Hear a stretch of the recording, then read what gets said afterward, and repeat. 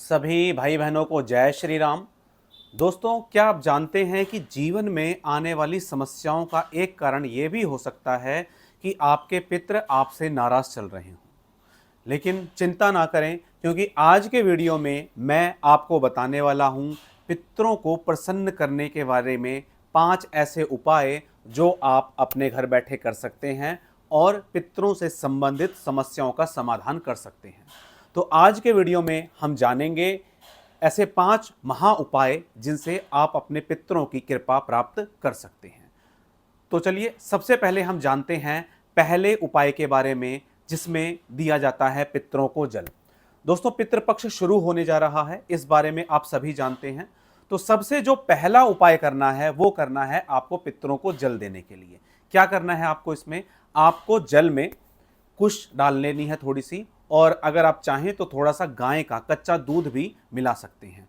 और सूर्य की तरफ देखते हुए आपको दक्षिण दिशा की तरफ मुंह करके, सुबह के समय जल नहीं देना, दक्षिण दिशा की तरफ मुंह करके ये जल देना है जब जब सूर्य देव दक्षिण दिशा की तरफ आ जाते हैं। ये तो आप सभी जानते होंगे कि सूर्य देव अपना सबसे ज्यादा समय बिताते हैं दक्षिण दिशा की तरफ। तो दक्षिण दिशा की तरफ मुंह करके आपको ये जल देना है और एक मंत्र पढ़ना है, ओम पितृदेवताभ्यो नमः, ओम पितृदेवताभ्यो नमः, ओम पितृदेवताभ्यो नमः। इस प्रकार से पूरे पितृपक्ष में आपको ये जल अपने पितरों के नाम से अर्पित करना है। अपने इष्ट से या सूर्य नारायण भगवान से ये प्रार्थना करें कि ये जल मेरे पितरों तक पहुंचे, और इसमें थोड़े से काले तिल और मिला लेना। काले तिल क्यों मिलाए जाते हैं? ताकि यदि आपके पितृ किसी गलत आत्मा के चंगुल में फंस गए हों। ऐसा भी होता है कि जब आपके पितृ से भारी कोई नकारात्मक ऊर्जा उनके ऊपर हावी हो जाती है तो वो उनके कारण परेशान रहने लगते हैं। इसी कारण कभी कभी आपके पितृ आपको सपने में दिखेंगे कि वो कुछ खाने के लिए बोल रहे हैं लेकिन खा नहीं पा रहे, बिना कपड़ों के दिखेंगे, क्योंकि कोई नकारात्मक ऊर्जा उन्हें परेशान करती है। तो ऐसे में अगर आप काले तिल डालकर उनको जल देते हैं तो वो इन नकारात्मक ऊर्जाओं के प्रभाव से भी बचे रहते हैं। तो ये था पहला उपाय। चलिए अब हम चलते हैं दूसरे उपाय की तरफ। दोस्तों, दूसरे उपाय की बात करें तो इसमें है पिंडदान। पिंडदान करें, अपने पितरों के नाम से श्राद्ध करें। इससे आपके पितरों की आत्मा को शांति मिलती है और आपको अपने पितरों का आशीर्वाद प्राप्त होता है। यदि आपके लिए संभव है तो परिवार सहित किसी पवित्र नदी के किनारे जाकर आप अपने पितरों के नाम से पिंडदान करें और श्राद्ध करें। ऐसा करने से आपके पितरों की आत्मा को जरूर शांति मिलेगी। और अगर आपके पास समय है, परिवार के साथ आप जा सकते हैं और आपके पास समय है और आप अपने पितरों के नाम से कुछ करना चाहते हैं, तो आप त्रिपिंडी श्राद्ध कराएं। त्रिपिंडी श्राद्ध मतलब होता है एक आपके ऐसे पितृ जो ज्ञात हैं, अज्ञात हैं, और 3 काफी सारी 7 पीढ़ियों तक के पितरों की जो मुक्ति है इस श्राद्ध कर्म के करने से हो जाती है। तो त्रिपिंडी श्राद्ध कराएं। और एक है नारायण बलि। इसमें थोड़ा सा ज़्यादा समय लगता है, इसीलिए आपके पास समय हो तो ज़रूर जाएं। अगर परिवार के साथ नहीं जा सकते तो आप क्या करें, आप अकेले जाकर भी ये काम कर सकते हैं। अगर आप कर सकते हैं तो ज़रूर करें, अन्यथा घर पर ही आप किसी पंडित जी की सहायता से ये काम ज़रूर करें। अब हम चलते हैं तीसरे उपाय की तरफ। तीसरा उपाय है कि अपने पितरों के नाम से आप दान पुण्य का काम करें। देखिए, इस चीज को मैं थोड़ा सा डिटेल में बताता हूं। वैसे तो आपको अपने पितरों के नाम से हर अमावस्या पर कुछ चैरिटी करनी ही चाहिए, और अपने इष्ट से या अपने गुरु जी से यह प्रार्थना करनी चाहिए कि आज मैंने जो भी पुण्य का काम किया इसका सारा फल हमारे पितरों को मिले। इस प्रकार से आपके पितरों को मुक्ति मिलती है, शांति मिलती है और वो मोक्ष गति को प्राप्त होते हैं। लेकिन अभी हम खास तौर पर बात कर रहे हैं पितृपक्ष के बारे में, श्राद्ध पक्ष के बारे में, 2025 के बारे में। तो इसमें आपको क्या करना है, जिस दिन आपके पितृ की तिथि पड़ती है। देखिए, तिथि इस प्रकार से नहीं चलती जैसे कि इंग्लिश के महीने चलते हैं, 1, 2, 3, 4 तारीख नहीं चलती। ये चलती है प्रतिपदा, द्वितीया, तृतीया, एकादशी, द्वादशी, इस प्रकार से, पंचमी, षष्ठी।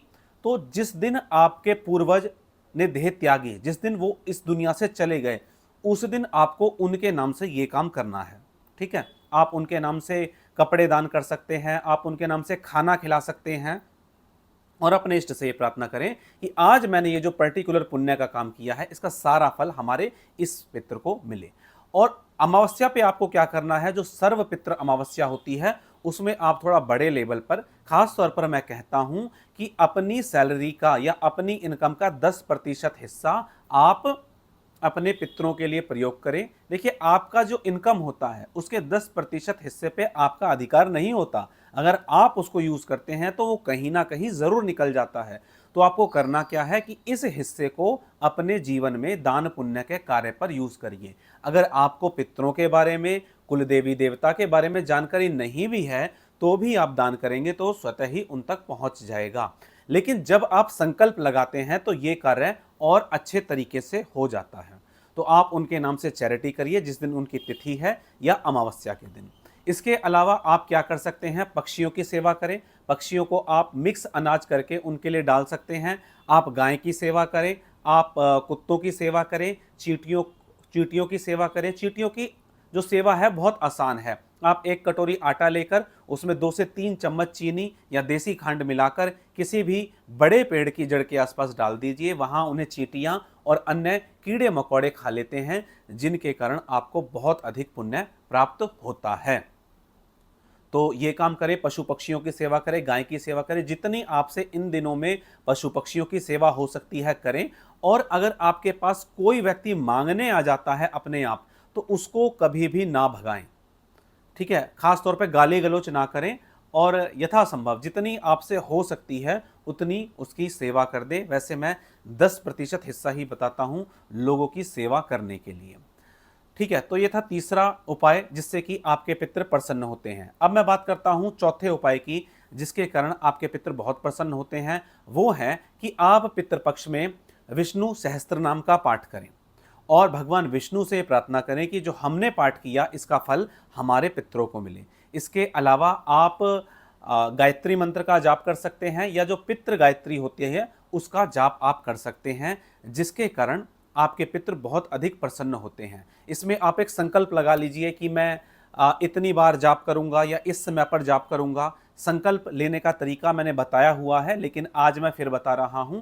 या तो आप हाथ जोड़ लें और एक संकल्प लगा लें कि इतने दिन इस समय पर मैं जाप करूंगा। देखिए, बहुत से लोग ना संकल्प इसलिए नहीं लगाते क्योंकि उन्हें लगता है कि अगर मैंने शाम को 7 बजे का संकल्प ले लिया और 7 बजे मैंने अगर ये काम नहीं किया तो मेरा संकल्प खंडित हो जाएगा। भाई, ऐसा बिल्कुल भी नहीं है। आप 7 से 9 के बीच में 10 बजे तक जब आपको समय मिले आप संकल्प लगाकर जाप करें।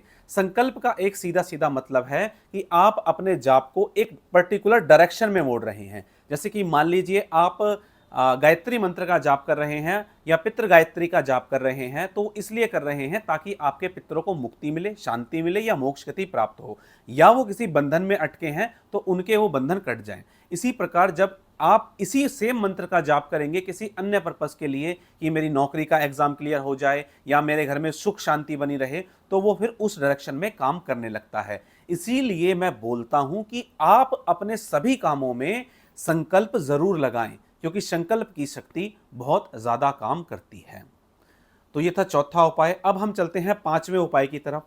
पांचवा उपाय क्या है? इसमें यह है कि आप पितृपक्ष में, श्राद्ध पक्ष में एक पवित्र जगह पर अपने पितरों के नाम से एक देसी घी का दीपक जलाएं और ऐसी प्रार्थना करें कि मेरे ऐसे पितृ जो बहुत ऊंचाई तक पहुंच गए हैं वो हमारे घर में सुख शांति बनाए रखें, या आपकी कोई अन्य मनोकामना है तो वो भी आप मांग सकते हैं सिर्फ पितृपक्ष में।